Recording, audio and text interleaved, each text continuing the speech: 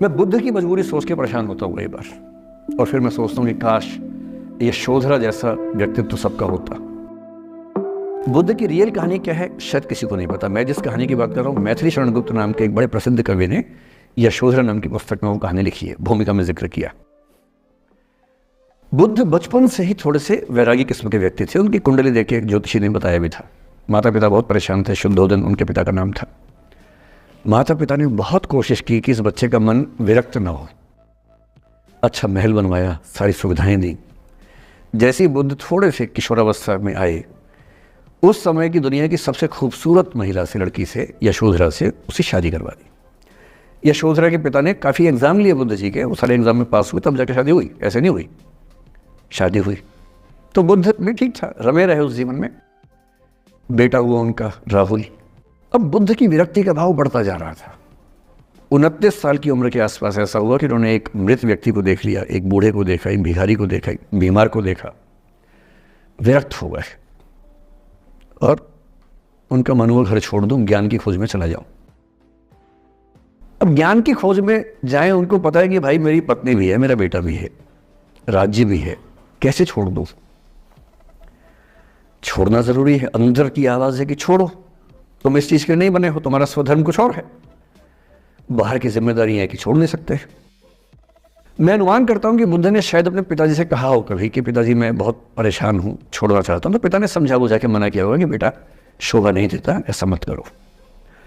हो सकता है पत्नी से भी बात की हो, पत्नी ने भी कहा हो कि ये क्या बात हुई, हम सबका जीवन तुम पे टिका है, बच्चा अभी बिस्तर से भी नहीं उतरा है, अभी तो चलना भी नहीं शुरू किया है, तुम ऐसी बात कर रहे हो। इसका जिक्र नहीं मिलता इतिहास में कि ये बात हुई कि नहीं हुई। और एक दिन बुद्ध ने तय किया और वो आधी रात को पत्नी और बेटे को सोता हुआ छोड़ के चले गए। इसको बौद्ध परंपरा में महाभिनिष्क्रमण कहते हैं, बुद्ध का अपने घर से निकल जाना। अब बुद्ध चले गए, लेकिन मैथिली शरण गुप्त यशोधरा के पर्सपेक्टिव से बुद्ध को देख रहे हैं।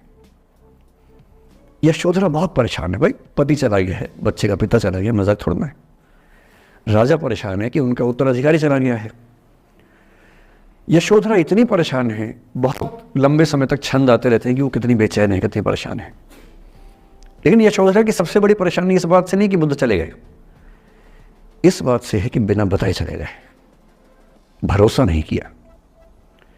और वो अपनी सहेली से कहती है, सिद्धि हेतु स्वामी गए, यह गौरव की बात। मुझे गर्व है कि मेरा पति इतने महान काम के लिए गया है। सिद्धि हेतु स्वामी गए, यह गौरव की बात, पर चोरी चोरी गए, यही बड़ा व्याघात। सखी वो मुझसे कहकर जाते, कह तो क्या वो मुझको अपनी पथ बाधा ही पाते, क्या मैं रास्ता रोकती उनका? उसके मन में ये मलाल है कि बिना बताए चले गए। वो इस भाव को लेट गो नहीं कर पा रही है, परेशान है। फिर बुद्ध को ज्ञान मिला 6 साल की तपस्या के बाद, बोधगया में बोधि वृक्ष के नीचे ज्ञान मिला। बात फैल गई। जो 5 शिष्य बुद्ध को छोड़ के भाग गए थे उनके बुरे वक्त में, उन्हीं 5 को बुद्ध ने सबसे पहले ज्ञान दिया सारनाथ में, जिसको धर्म चक्रवर्तन कहते हैं। बुद्ध की ख्याति बढ़ने लगी। शुद्धोदन ने बुद्ध के पास, अपने बेटे के पास कई लोगों को भेजा ये कहने के लिए कि भाई यहां भी तो आओ, हमसे भी तो मिलो।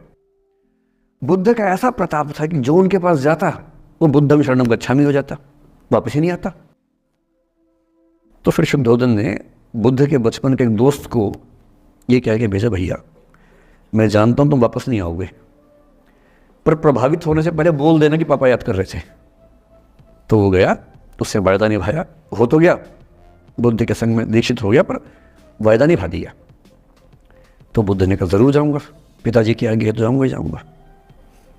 बुद्ध पहुंचे अपने कपिल वस्तु, जो अपना इलाका था, वहां पहुंचे। पूरे कपिल वस्तु में, नेपाल सिद्धार्थ नगर से नेपाल जाएंगे तो नेपाल बॉर्डर पे कपिल वस्तु है। मैं देखने गया था वो जगह जहां बुद्ध पैदा हुए थे, बड़ा सुंदर स्थान है, आप भी जाके देखिएगा अभी। तो बुद्ध पहुंचे रात को, एक धर्मशाला में रुके। अब वहां हल्ला मच गया कि राजा का बेटा धर्मशाला में। बुद्ध ने कहा भाई मैं देखो राजा का बेटा बन के नहीं आया हूं, मैं बुद्ध बन के आया हूं। सुबह उठ के भिक्षा मांगने लग गए उस इलाके में, अपने ही पिता के राज्य में। पिता ने सिर पीट लिया कि भाई क्या कर रहे हैं। फिर बुद्ध ने सूचना भिजवाई कि मैं बुद्ध हूं, बेटा हूं संयोग से, ठीक है मैं आ रहा हूं मिलने के लिए, पर मैं बुद्ध हो के आया हूँ, मेरी चर्या है, नियम है, मैं भिक्षा से ही जीवन जीता हूँ अपना। ठीक है, पिताजी ने कहा चल कोई बात नहीं। फिर बुद्ध गए पिता से मिलने, पिता से मिले, सबसे मिले, भरी सभा में, लेकिन यशोधरा नहीं आई मिलने के लिए, लेट गो नहीं कर पा रहे थे। उसके मन में दर्द था, छुप के क्यों गया, बता के जाता। बुद्ध ने पूछा पिता से कि यशोधरा कहाँ है, तो बोले कि वो कह रही है कि अगर बुद्ध मिलना चाहेंगे तो खुद ही मिलने आएंगे मुझसे, मैं क्यों जाऊंगी भाई, आत्मसम्मान भी तो कोई चीज़ है, मैं क्यों मिलने जाऊंगी। तो बुद्ध मिलने गए। सोचिए कमरे में यशोधरा बैठी है, राहुल साथ में। अब राहुल थोड़ा सा बड़ा हो गया है, 6-7 साल का है। बुद्ध गए हैं। अब आपके मन में आ रहा है कि बुद्ध वहाँ जाके बोलेंगे सॉरी मैंने गलत किया, I hurt you, I really feel sorry. बुद्ध है वो बुद्ध, वहाँ जाके क्या बोल रहे पता है, भिक्षाम देहि, भिक्षा दो।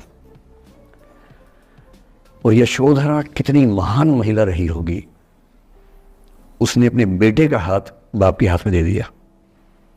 लेट गो का इससे महान उदाहरण दुनिया के इतिहास में नहीं है कि चलो आखिर तुमने आके झुक के कुछ मांगा तो सही। उसकी जितनी ईगो थी, अहंकार था, सब विगलित हो गया। और जो औरत परेशान थी कि मुझसे बिना बताया गया, उसने अपने बेटे को दे दिया कि इसको लेके जाओ, क्योंकि मैं जानती हूं कि तुम महान काम कर रहे हो, और तुम महान काम कर रहे हो तो मैं क्यों बीच में आऊंगी भाई। मेरा पति महान काम कर रहा है तो मुझे खुशी होनी चाहिए, और तुम्हारी उस खुशी में मैं क्यों पीछे हटूं। बस मुझे भरोसे में लेके जाते तो और खुश होती।